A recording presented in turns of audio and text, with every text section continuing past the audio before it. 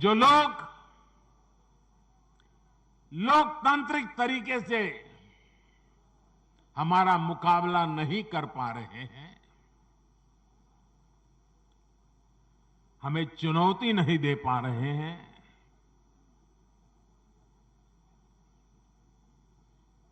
ऐसे कुछ लोगों ने रास्ता अपनाया है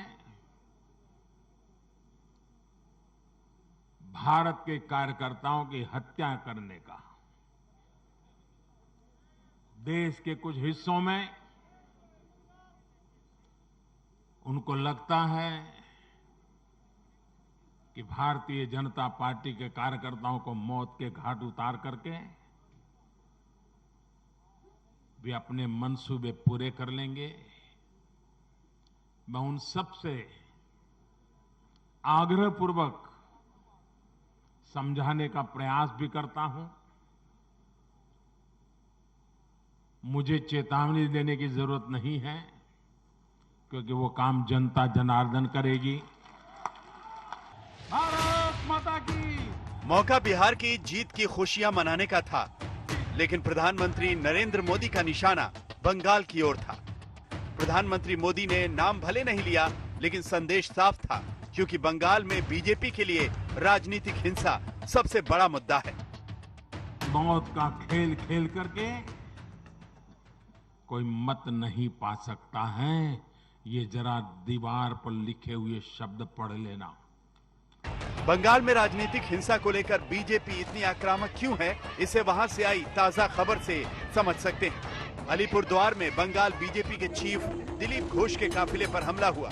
इस हमले में तो सिर्फ कारें क्षतिग्रस्त हुई, लेकिन इसी साल वहां बीजेपी और टीएमसी दोनों ओर के कार्यकर्ताओं की जान गई है।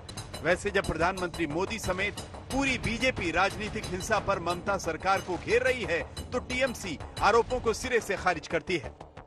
तृणमूल कांग्रेस राजनीतिक हिंसा में विश्वास नहीं रखते हैं, न हम राजनीतिक हिंसा करते हैं। अगर कहीं ऐसा घटना होता है तो हम उसको निंदा करते हैं।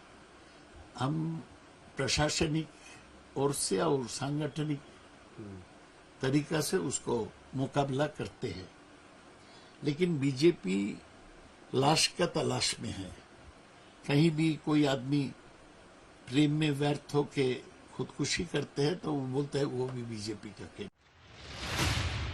राजनीतिक हिंसा के आरोपों को टीएमसी भले खारिज कर दे, लेकिन बंगाल में लगातार अपनी मौजूदगी दर्ज करा रही बीजेपी उसकी चुनौती है। ऐसे में एक और ममता सरकार ने जहां 16,500 टीचर भर्ती की प्रक्रिया शुरू की है, तो महंगाई जैसे मुद्दों पर प्रधानमंत्री मोदी को चिट्ठी लिखकर केंद्र सरकार को घेरने की कोशिश की है। हालांकि अगले साल के विधानसभा चुनाव से पहले सिर्फ आक्रामक बीजेपी ही दीदी की चुनौती नहीं, बल्कि उसके मंत्री सुवेंदु अधिकारी ने भी बगावत करके परेशानी बढ़ा दी है।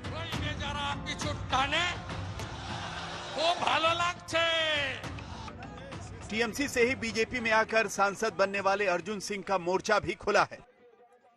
ममता के जिंदाबाद शुद्ध ममता बनर्जी बोले ना, बाद बाकी सबाई बोले। क्यों ममता बनर्जी भारतवर्ष को पसंद करें ना, उन्हें पाकिस्तान को पसंद करें। इसी महीने की शुरुआत में केंद्रीय मंत्री अमित शाह ने बंगाल का दौरा किया था। उससे पहले बीजेपी अध्यक्ष जेपी नड्डा बंगाल आए थे। जाहिर तौर पर बिहार के बाद बंगाल के मिशन पर बीजेपी मुस्तैद है और टीएमसी के लिए 10 साल से अपना किला बचाए रखने की अग्नि परीक्षा है। कोलकाता से इंद्रजीत कुंडू के साथ आज तक ब्यूरो।